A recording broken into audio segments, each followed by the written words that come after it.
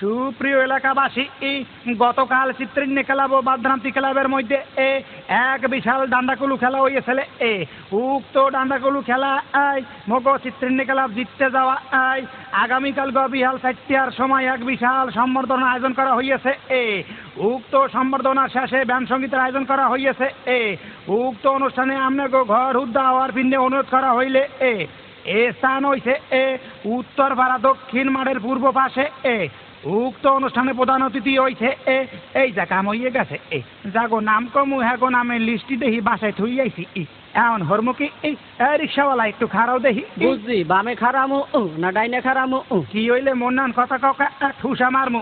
সারাদিন আপনার ওই আর শুনতে শুনতে আমারও অভ্যাস হইয়া গেছে। এখন সারবে কেমনে?